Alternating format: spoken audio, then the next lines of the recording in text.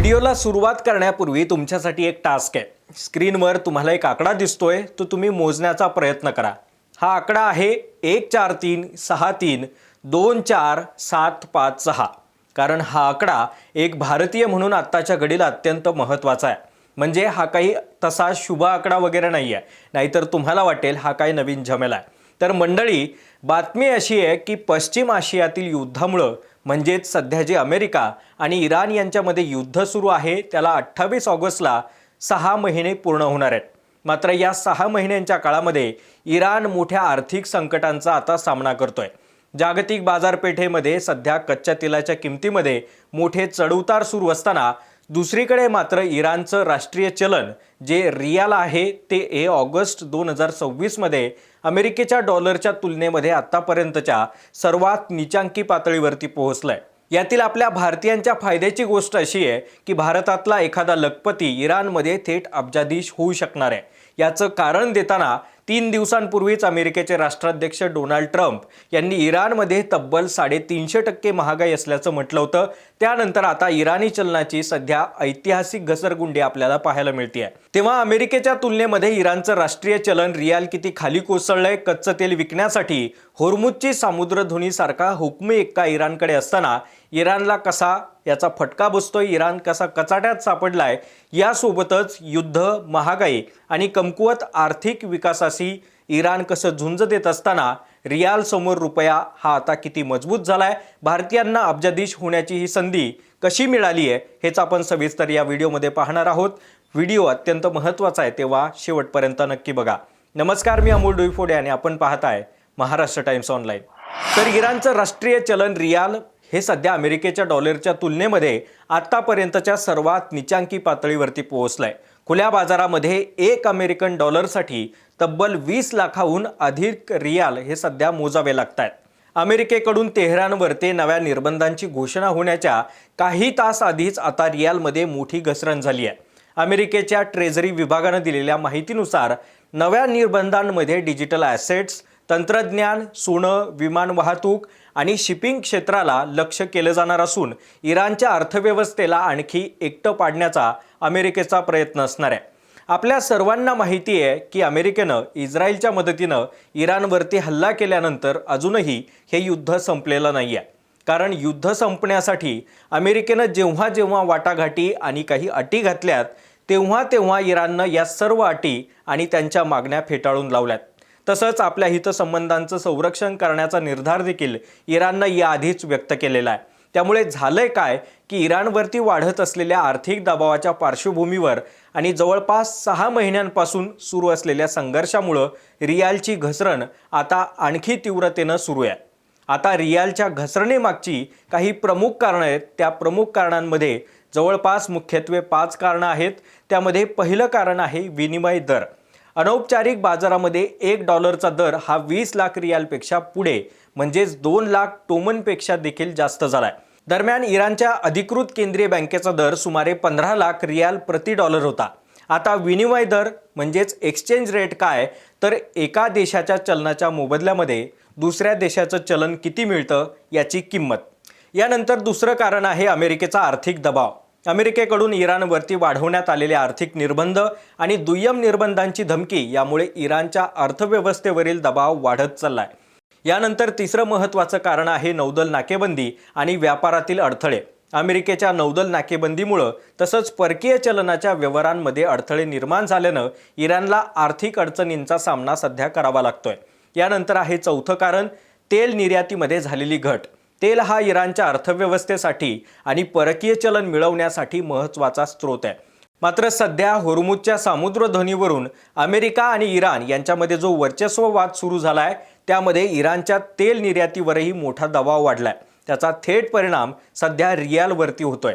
यानंतर आहे 5वं कारण महागाईचा फटका। रियालच्या घसरणीमुळे इराणमध्ये महागाई आणखी वाढत चालली आहे। त्यामुळे अन्नधान्य आणि दैनंदिन जीवनावश्यक वस्तूंच्या किमती देखील दिवसेंदिवस वाढत चालल्यात। याशिवाय चीन आणि संयुक्त अरब अमिरातीसारख्या प्रमुख व्यापारी भागीदारांसोबतच्या व्यापार मार्गांवरही मर्यादा असल्यानं इराणमधील नागरिकांच्या दैनंदिन खर्चामध्ये आता मोठी वाढ झाली आहे। यातील महत्त्वाची गोष्ट अशी आहे की अगदी 3 दिवसांपूर्वी अमेरिकेचे राष्ट्राध्यक्ष डोनाल्ड ट्रम्प यांनी इराणमध्ये जवळपास 350% महागाई असल्याचं एक वक्तव्य केलं होतं।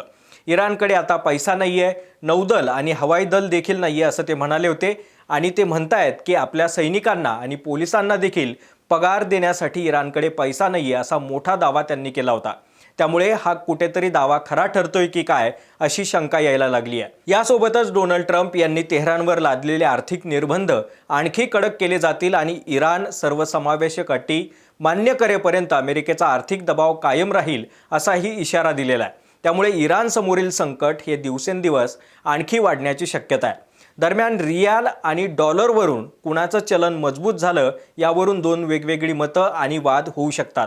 मात्र परिस्थिती अशी आहे की डॉलर मजबूत झाल्यामुळे नाही तर इराणच्या अर्थव्यवस्थेवरील वाढता अमेरिकेचा दबाव, तेल निर्यातीमध्ये झालेली घट, परकीय चलनाची कमतरता आणि व्यापारातील अडथळे यामुळे इराणी रियालची विक्रमी घसरण झाली आहे। आता दुसरा मुद्दा असा आहे की एकट्या या सगळ्या कारणांमुळेच इराणी चलन खाली कोसळलंय का किंवा महागाई वाढली आहे का तर नाही। काही इराणी मीडियाच्या माहितीनुसार जून 2025 मध्ये इस्रायलसोबतच्या 12 दिवसांच्या युद्धाच्या अगोदर इराणच्या खुल्या बाजारामध्ये एका डॉलरची किंमत सुमारे 8 लाख रियाल एवढी होती। मात्र त्यानंतर रियालनं अवघ्या 6 महिन्यांमध्ये आपली मोठी किंमत गमावली आहे। यासाठी इराणमधील धोरणकर्ते हे चलनाच्या दरातील वाढीसाठी अनेकदा सट्टेबाजी आणि आपत्कालीन घबराटीला जबाबदार धरतात। मात्र सत्य काही वेगळं आहे।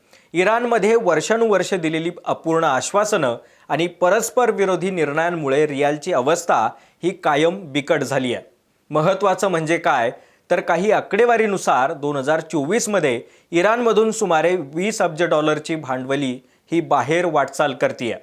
तर जून 2025 मधील युद्धाच्या आधीच्या काही महिन्यांमध्येच निव्वळ भांडवली ही बाहेर वाटचाल सुमारे 9 अब्ज डॉलर एवढी झाली आहे। म्हणजेच देशातील पैसा आधीच वेगानं बाहेर गेलाय। त्यानंतर सध्या युद्ध परिस्थिती आहे, त्यामुळे कुणीही आर्थिक आणि राजकीय धक्के लक्षात घेऊन आपला पैसा देशात न गुंतवता बाहेर ठेवण्याचा विचार करतोय आणि इराणमध्ये सध्या तेच सगळं सुरू आहे।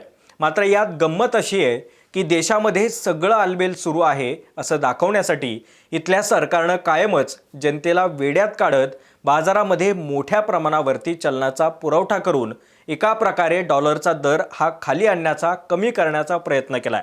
मात्र यामुळे होतंय काय की सगळीकडे भ्रष्टाचार आणि आर्थिक लाभाच्या गैरवाटपाला वाव मिळत असल्याचा आरोप इथल्या नागरिकांना केलाय। कारण जेव्हा जेव्हा रियाल खाली कोसळतं तेव्हा लाखो नागरिकांवरती आर्थिक संकट येतं।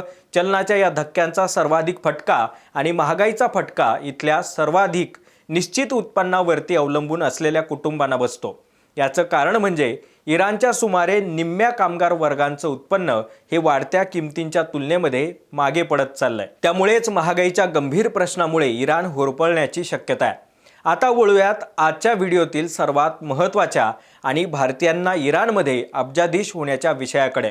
तर मंडळी, अगदी सुरुवातीला मी जो तुम्हाला आकडा ओळखायला लावला होता तो आहे 143,63,24,756।